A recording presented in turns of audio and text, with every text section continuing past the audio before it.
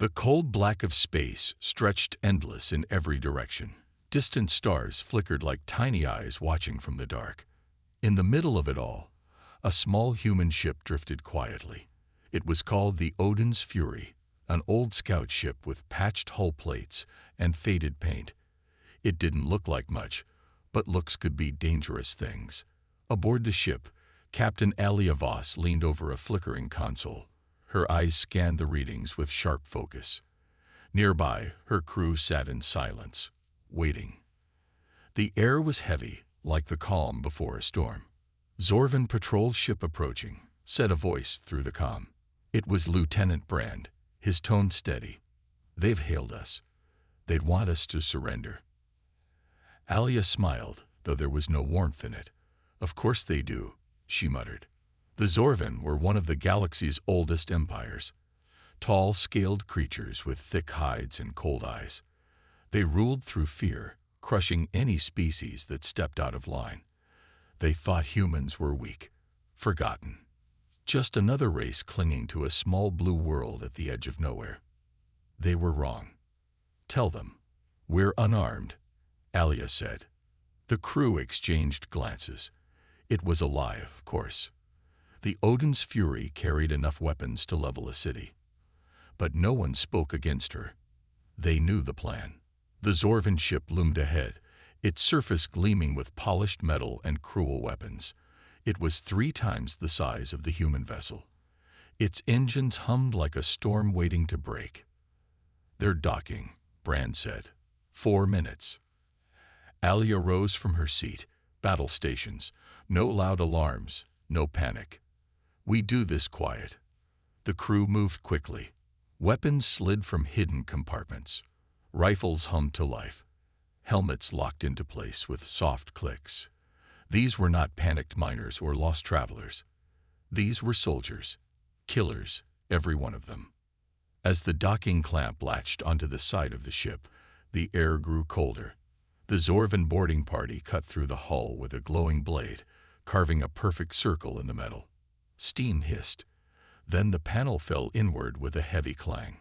5 Zorvan soldiers stepped through, their weapons raised. Their scales shimmered under the dim lights. One barked an order in its native tongue, a deep, growling sound. Alia raised her hands slowly, stepping into view. "Don't shoot," she said, her voice calm. The Zorvan captain sneered. He stepped forward. He never saw the blade coming.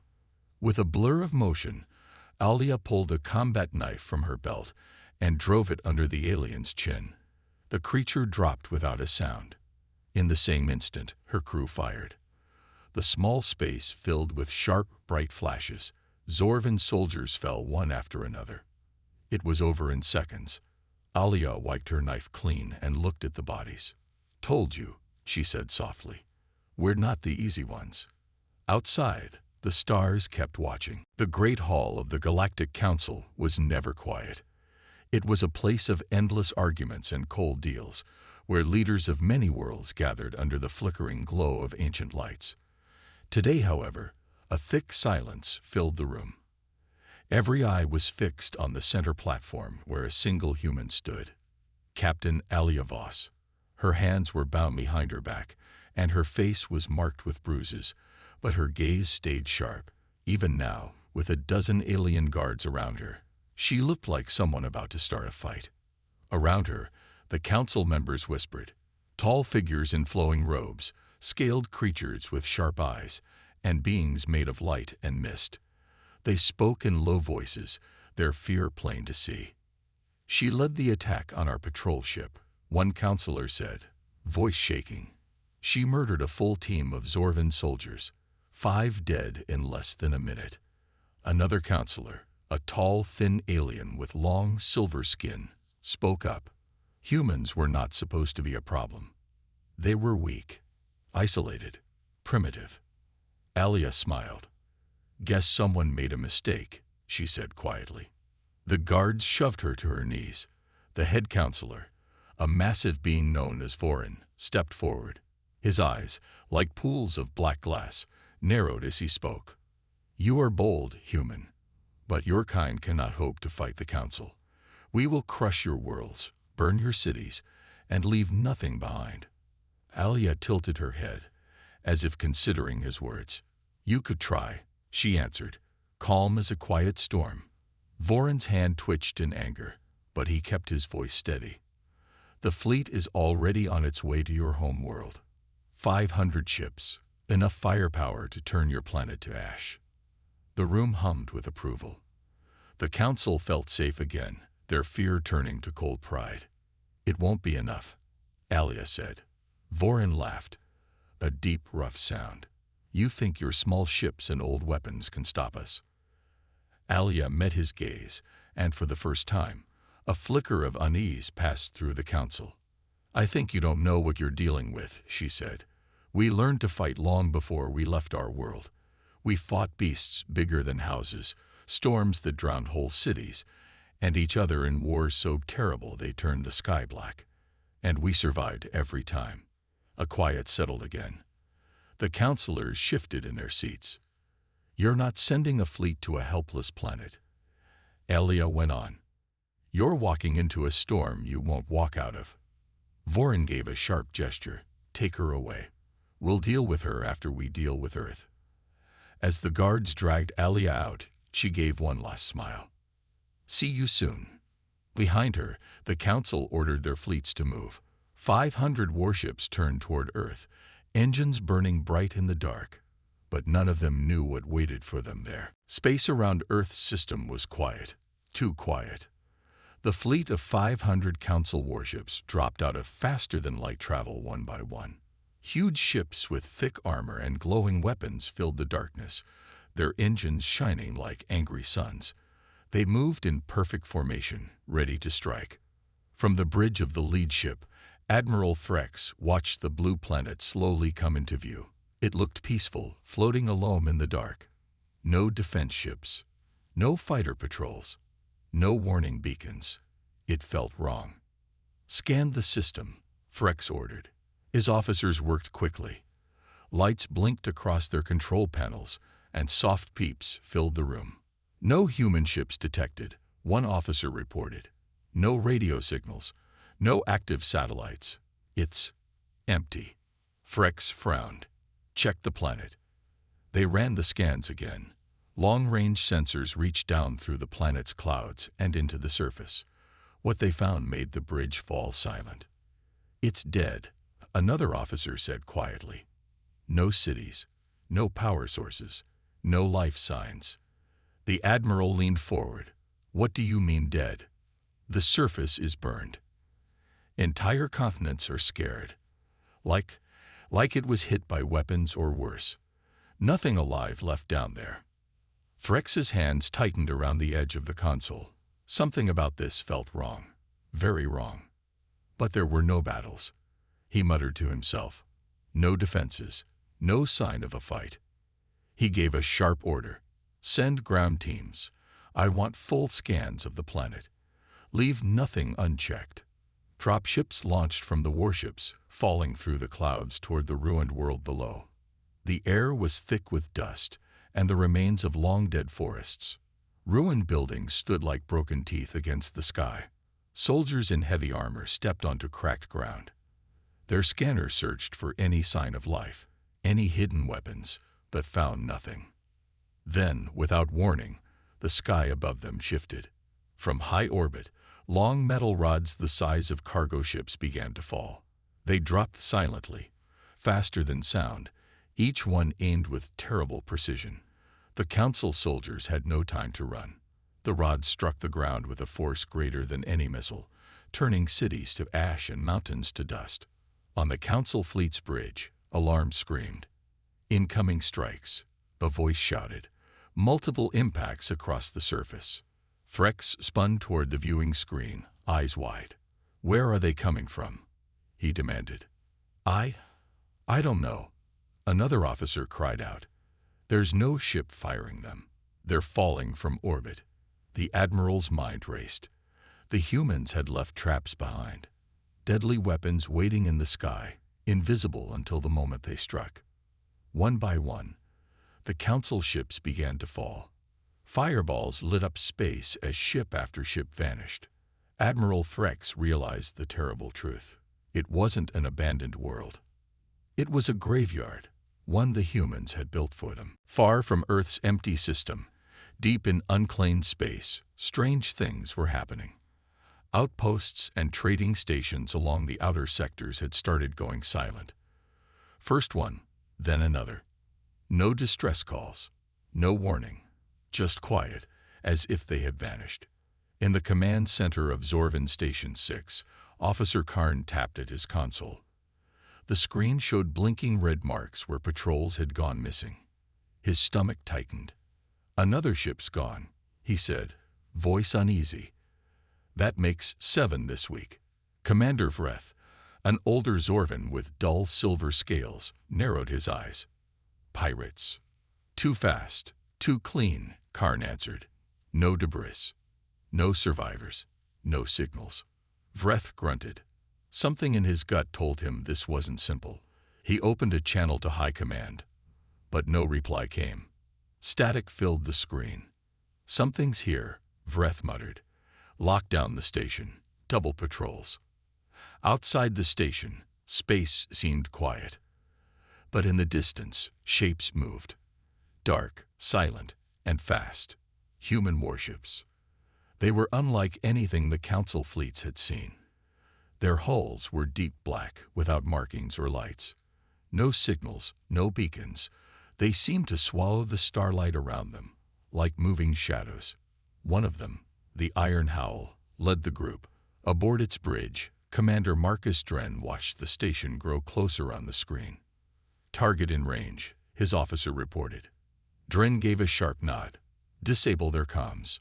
No alarms. Leave one alive." Within seconds, human ships fired narrow beams of energy, cutting the station's antennae and power relays. Alarms inside Zorvan Station blared too late. Soldiers rushed to their posts, but their systems flickered and died. Then the boarding crafts came. Small, fast ships punched through the station's outer walls, sending metal flying. Human soldiers poured through the openings, their armor black, and their weapons humming. They moved like ghosts, silent and fast. Zorvan defenders barely raised their weapons before they fell. Sharp flashes lit the narrow halls. The air filled with smoke and the sharp scent of burning metal. Karn fired his weapon around a corner, but the humans didn't fight like Council troops. They didn't march in lines or shout orders. They darted from cover to cover, working in small groups, taking out power systems and blocking escape routes. Within minutes, the station belonged to them. Commander Dren stepped onto the station's bridge, his armor scratched but his eyes cold. "Clear," his soldier said. "Good," Dren answered. "Leave one breathing." A Zorvan officer cowered behind a console, shaking. Dren knelt beside him. "Tell them," Dren said, voice quiet. "Tell them we're coming." Without another word, the humans vanished, leaving the lone survivor and the burning wreck behind. As Zorvan space scrambled to respond, more outposts started going dark. One after another. Deep in the core of a hidden human colony ship called Arkhaven, a large room held rows of glowing data walls. Lines of old Earth languages, maps, and battle records floated in the air. This was the human archive, a place where history was kept safe. Commander Marcus Dren stood in front of one of the glowing walls. Around him, rows of soldiers and officers studied records of ancient wars, survival stories, and old Earth disasters. None of them spoke. The only sounds were the steady hum of the ship's engines and the quiet pulse of the data screens. A young officer, Lena, stepped up beside Dren. "Commander, the Council fleets still haven't figured out where we are. They're chasing ghosts." Dren didn't smile, but a small flicker of approval crossed his face. "Good. They'll learn nothing from what's left behind." He turned back to the data wall. A large image showed ancient humans hunting beasts twice their size, armed with only stone spears and sharp sticks. Another screen showed great cities rising after terrible wars had wiped out millions, storm after storm, disaster after disaster. And still the people in those old pictures stood and fought. Lena followed his gaze. I don't understand how we made it through all that. Dren's voice was steady. Because it's in us. We're not like them. He nodded toward a chart showing alien species. Most species in this galaxy grew in safe worlds, places with mild seasons and few predators. Their ancestors never had to fight to survive every day. He pointed to another image, an old Earth battlefield, thick with smoke and broken machines. But we did.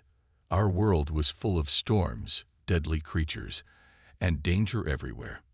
Those who ran died. Those who fought lived. It's in our blood. Lena's face grew thoughtful. Genetic memory. Dren gave a slight nod. Our bodies remember fear. They remember pain. They also remember how to survive it, how to fight when outnumbered, how to turn anything into a weapon, how to never stop. He stepped forward, pressing a hand to the image of a great storm. The council thought we were weak because we came from one small world. They don't understand what kind of world it was. More officers gathered around, drawn by the words. The images shifted again, showing old Earth disasters, great fires, falling cities, poisoned skies, and always people survived. This is why we win, Dren said. Not because we have the biggest ships, not because we have the best weapons. We win because we refuse to lose. The room stayed quiet. Every soldier in the room felt the same cold, steady fire building in their hearts. Outside, the human black ships moved again, silent as shadows, heading for the next target. The galaxy had no idea what was coming. On the far edge of Council space, a fortress station called Verax Prime floated above a frozen planet. It was known as the Council's strongest base, built from thick metal and armed with hundreds of heavy cannons. No fleet had ever gotten close. No enemy had ever dared to try. Inside the command room, High Commander Vorin watched a large screen showing patrol routes and sensor readings. His voice was sharp as he gave orders to his officers. Double the outer patrols. Keep scanners on full range. If one human ship shows up, I want to know before it even thinks about moving. One officer, a younger Zorvan named Kelf, stepped forward. Commander, we still have no readings, no signals, no movement. Vorin didn't relax. He knew what had happened to the other outposts. Half of the Council stations had gone silent in the last few cycles. Not a single survivor, no warnings. They're out there, Vorin muttered. They're waiting. But nothing showed on the scanners. Space stayed quiet. Then, without warning, a small signal blinked on the edge of the screen. Kelth frowned. Commander, unknown object detected. Small, no drive signature. Vorin's eyes narrowed. Show me. The screen zoomed in on a strange, silent shape drifting toward the station. It looked like a piece of broken metal. No engines, no markings. Just debris. Kelth asked. Vorin shook his head. His instincts told him this was no accident. Destroy it. The station's main cannon fired, a bright beam cutting through space. The object exploded, sending sharp fragments across the screen. A moment later, the alarm screamed. Multiple contacts. Another officer shouted. They were hiding behind the debris. Before Vorin could give an order, dozens of human black ships uncloaked around the station. They moved fast, like shadows in water, their weapons already locked on targets. Heavy cannons on Verax Prime fired, filling space with streaks of light. But the humans didn't fight like other enemies.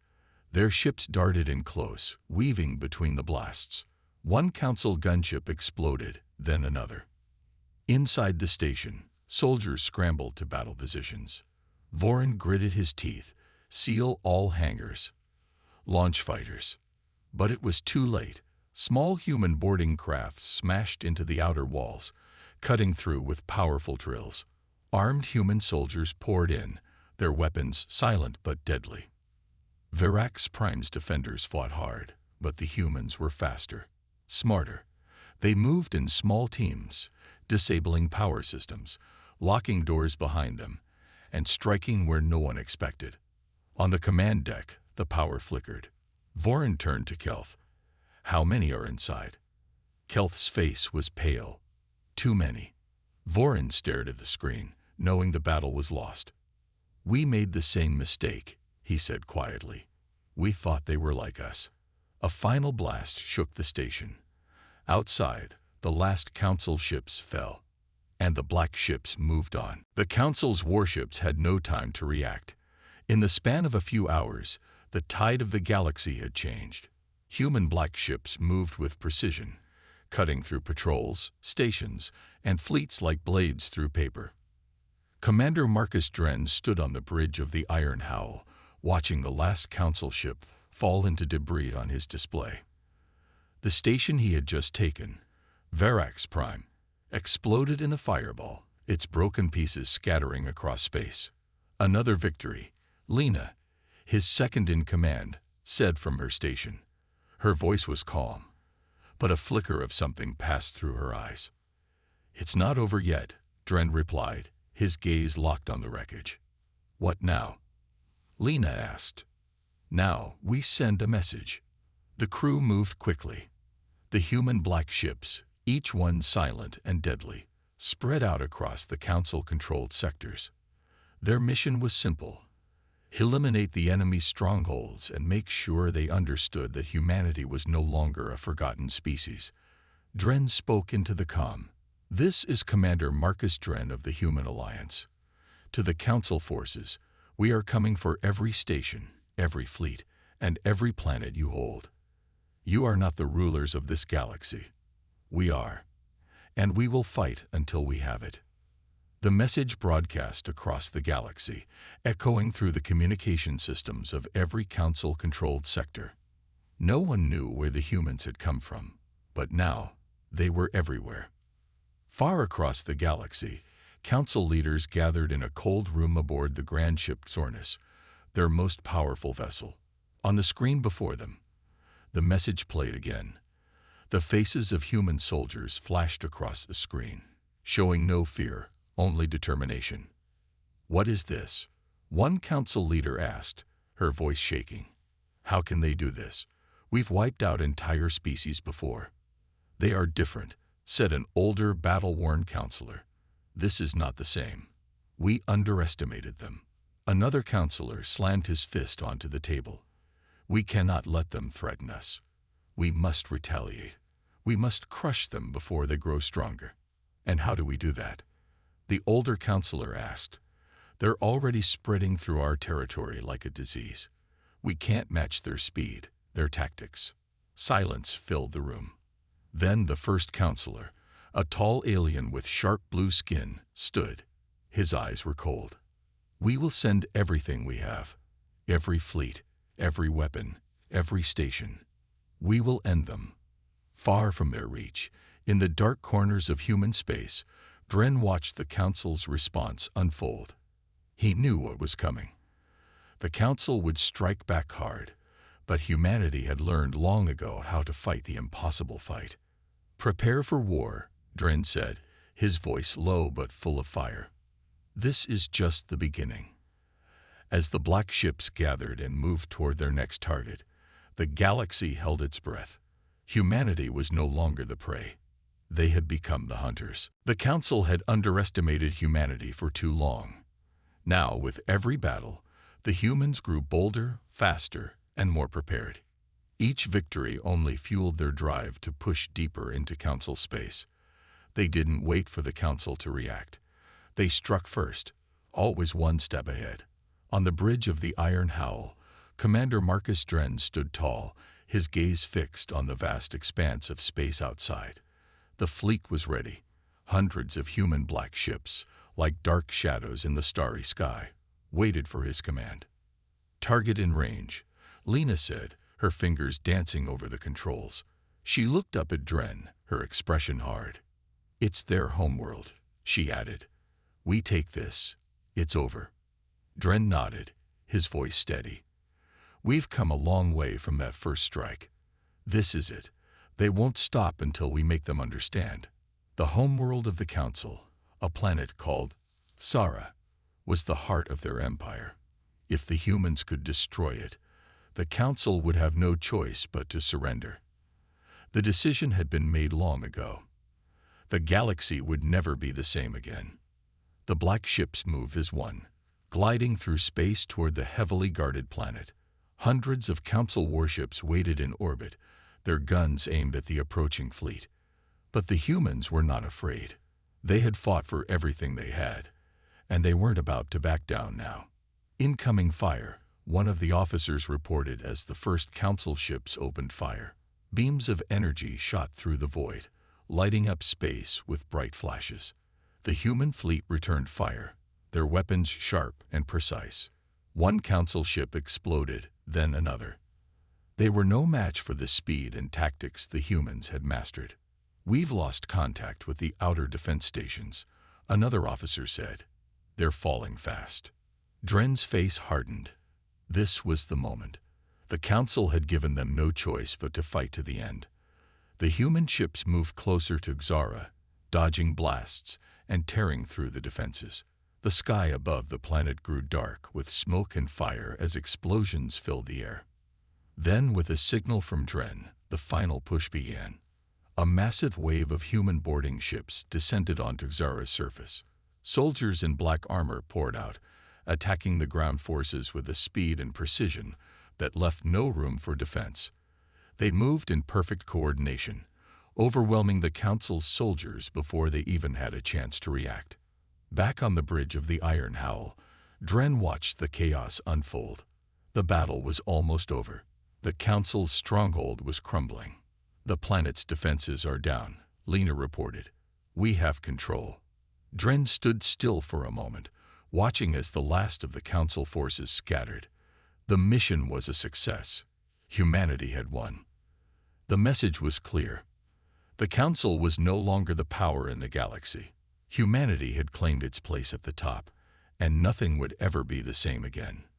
Dren looked out at the burning planet, his expression grim but resolute. This is just the beginning. Humanity had shown the galaxy what it meant to survive. And now, the galaxy would remember.